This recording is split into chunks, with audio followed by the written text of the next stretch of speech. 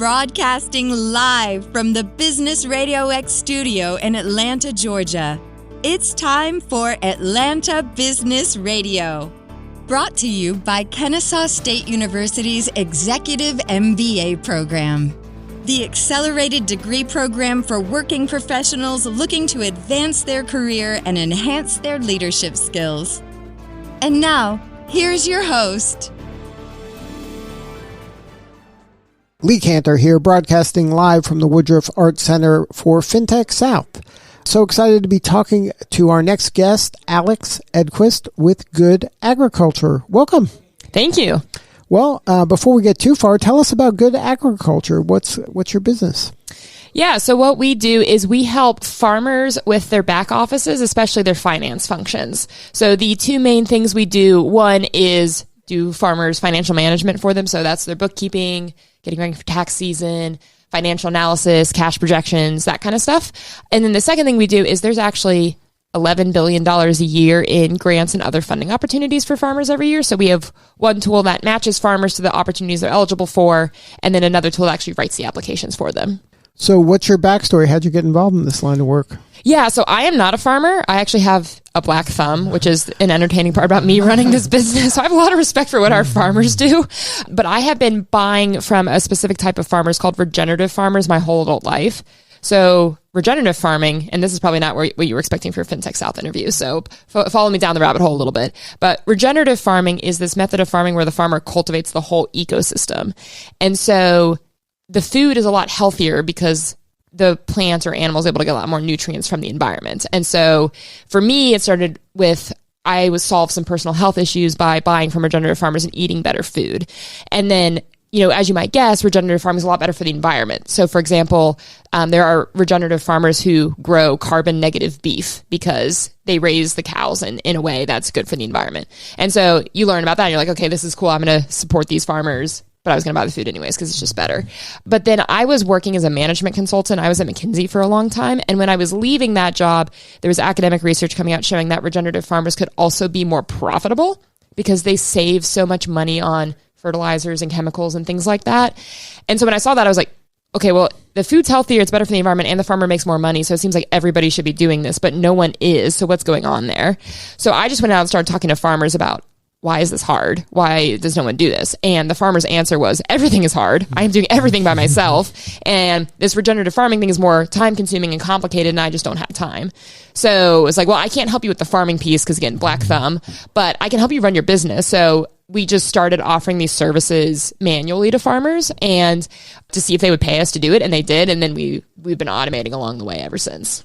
So it's one of those stories where you went to the market and listened. Yes. And then learned and solved a problem. Yes. Wow. Did they teach you that in business school? Is that I actually never went to business school, but yeah, I mean, I worked as a consultant for a long time. And yeah, it's amazing. Like, people generally know what the problem is and how to fix it. You just got to listen to them. Sometimes you got to ask, right? Yeah.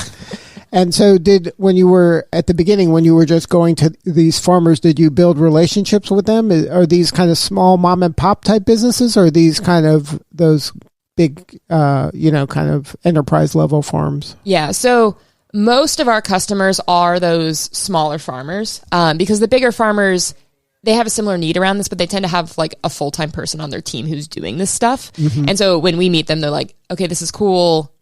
Like, we see what you're doing, but also you're a brand new startup and we don't trust you yet. Like, come back in a few years. Right. Whereas the mom and pops are like, I'm doing this myself and I really don't want to. And I need help. And I don't care that you're a new startup. Like, right. Where do I sign up? Right.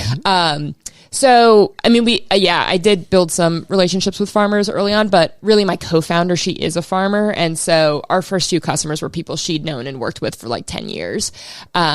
And then now that we have, we're a little bit more established, it's easier for us to just meet a farmer and build that relationship quickly.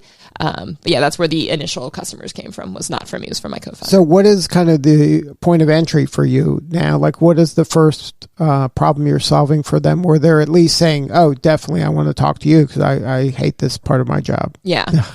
So it tends to be one of two things. So one, when we sell like direct to the farmer, usually it starts with let's talk to you about this funding tool because, hey, there's free money out there and we can help you get some, and everybody likes free money. So it's just a good way for us to build that trust and that relationship with that farmer. And then sometimes they are a good fit for one of these grant opportunities, and so we do that with them. And then sometimes they're not, but then they'll say something like, I'm worried about tax season, or I don't know how much money I made last year. And then it's like, oh, we do finances too. Do you want help with that? The other thing that happens is we actually work with partners who send us farmers. And so like one common thing is like a farmer will go to a bank and need a loan.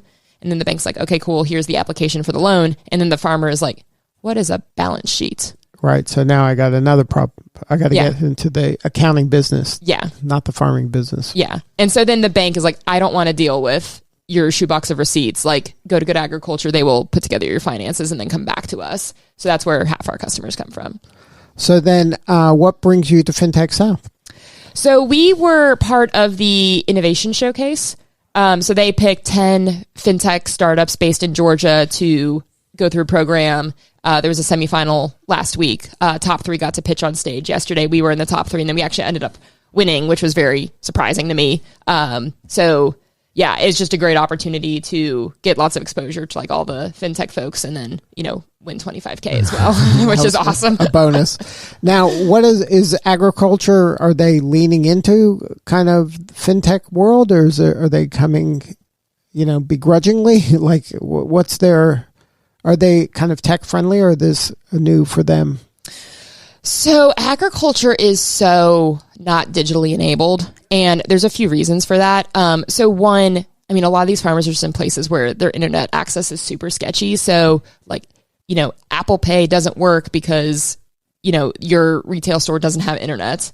But the other thing that happens is farmers are just slow to adopt technology generally because they have one chance a year to make money. And so there's a risk aversion that comes with that of like, hey, if I adopt this thing and it doesn't work, then like I might go out of business. So there's a lot of things in agriculture where most fintech people would just be shocked to know that like farmers are still writing paper checks, and, you know, they aren't, you know, their banks aren't digitized. And like when the banks are making loans, they're not plugged into like a larger bank ecosystem to handle larger loan requests.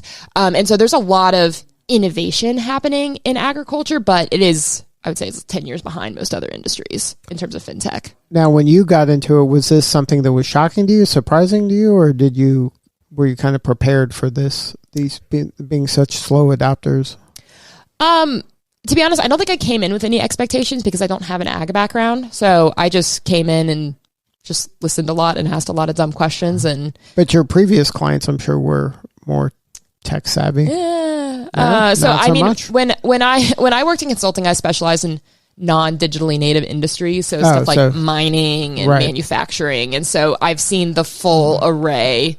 So this wasn't shocking. No. It's like there are many very successful businesses out there that are still running off of pen and paper. Maybe the listener isn't aware of that they assume that because they're kind of tech savvy, they assume everybody else is. Yeah, So my last consulting client before I left, the way they did their forecasting was they had a model, and the model would spit out a number, but then basically like a SME at the site would just, you know, kind of. And you can't see me. I'm like putting my hand against my forehead, like, I think it feels like this month. It's the magic 8-ball approach. Yeah. But the thing was, like, the person who just like made the guess every month was very accurate. Right. So we were trying to build an AI digital twin that would replace that. But like beating the human just taking a guess was actually quite hard. Because, you know, sometimes just like humans are smart and good at stuff. Right. And they can make connections. Right. You can't figure out why. Right. Exactly. So, yeah, I've seen the whole gamut. So now, what do you need more of? How can we help you? Yeah, so anyone out there who knows farmers or knows people who work in agriculture, we would love to build a lot more partnerships with banks, insurance companies, nonprofits, university extension, basically just anyone who supports farmers and wants them to be successful. Like farmers love our products. We've had no churn since we started, which is pretty remarkable for a software company.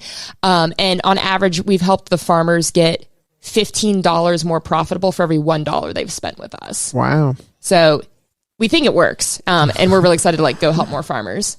So if somebody wants to connect, what's the coordinates? What's the website and the best way to connect with you guys? Yeah, so we're pretty easy to find. We're just goodagriculture.com. You can reach out to me. My email address is alex@goodagriculture.com.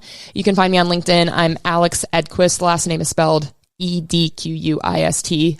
It's a weird last name, so I'm easy to find. And just let me know that you found me via Business Radio, and we'll connect. All right. Well, Alex, thank you so much for sharing your story. You're doing important work, and we appreciate you. Yeah, thank you so much for having me. It's been fun. All right. This is Lee Cantor. We'll be back in a few at Fintech South.